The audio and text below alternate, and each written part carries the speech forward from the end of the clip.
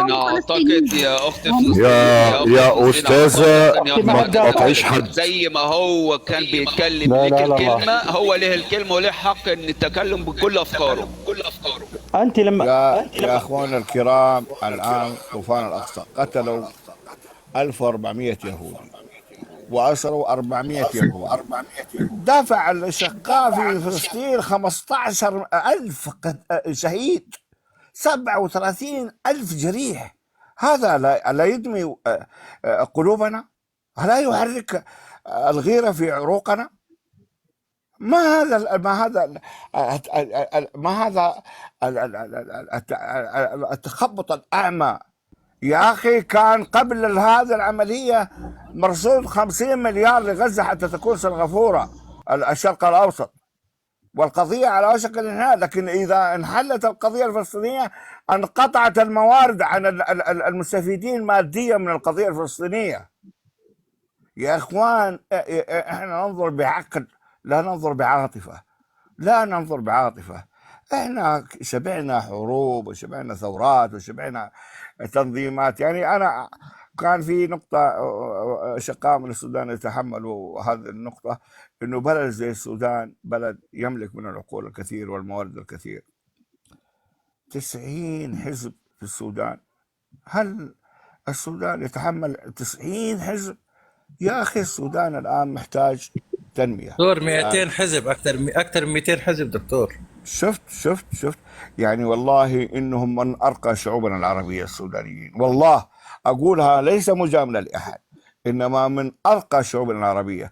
لكن السودانيين محتاجين تنمية، محتاجين تطوير، محتاجين بنية تحتية، محتاجين نماء، ازدهار، دكتور صناعات. شجاع، فيما يخص القضية السودانية أنها ظلمناها نحن كعرب جميعا، ظلمنا القضية السودانية تحديدا، ظلمناها. أنا يا أختي الكريمة، وسع بالك علي، أقسم لك بمن أحل القسم، أنا أكلمك الآن وأنا في مكة، إن قلبنا يعتصر ألما على أشقائنا في فلسطين.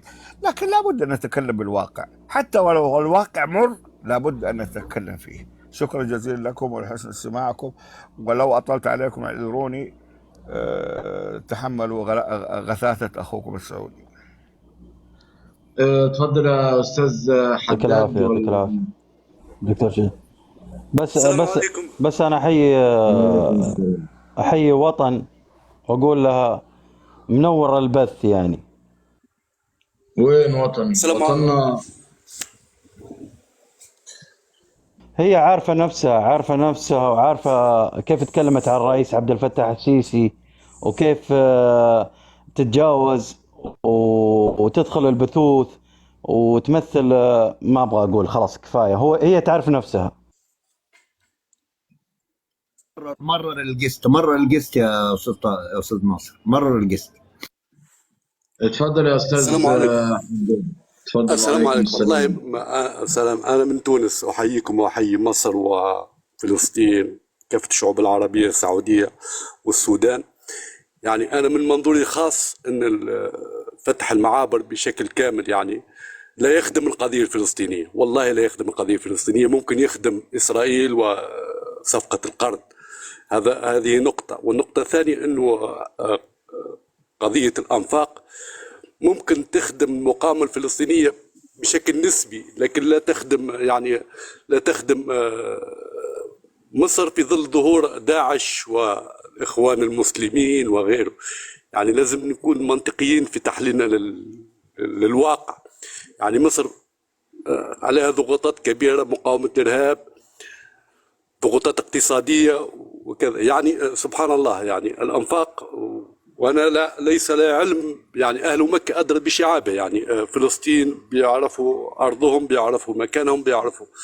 ومصر أيضا يعني بتحمي نفسها من ميليشيات، وفضل أقول ميليشيات لأن يعني في غايات صهيونية وأمريكية لتدمير مصر مثل تدمير فلسطين.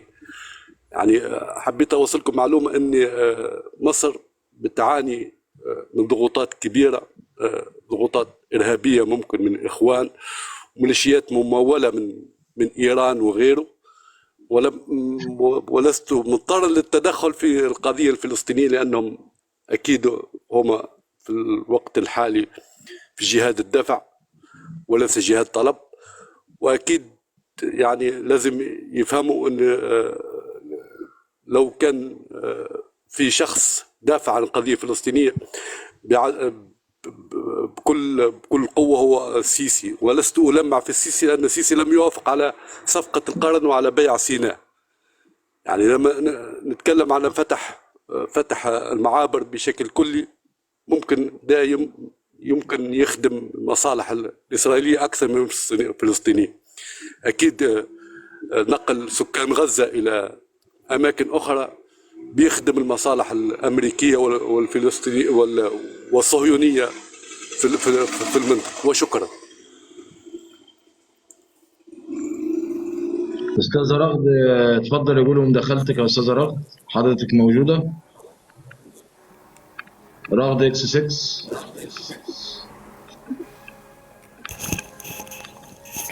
طيب السلام عليكم. انا بس في نقطتين كنت عايز ارد عليهم بعد اذنكم. الجزء الاول كان قاله الدكتور، هو كان اسمه ايه الدكتور اللي كان بيتكلم دلوقتي اللي كان من السعودية؟ دكتور شجاع. دكتور انا مش سامع كويس. انا الدكتور شجاع صح. انا اسف.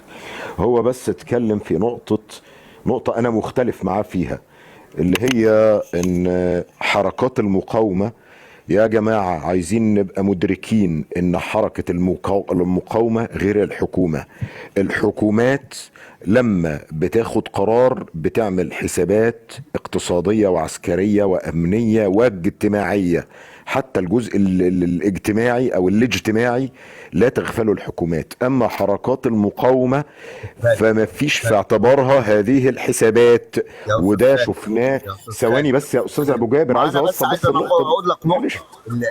السلطة الفلسطينية باعتبارها ممثلة للقيادة السياسية هي اللي عليها انها تحتوي. هي المشكله ان في حاله تمرد من المقاومه ضد السلطه، يعني هي السلطه المفروض تحتوي المقاومه كلها في كوضع فلسطين تحديدا.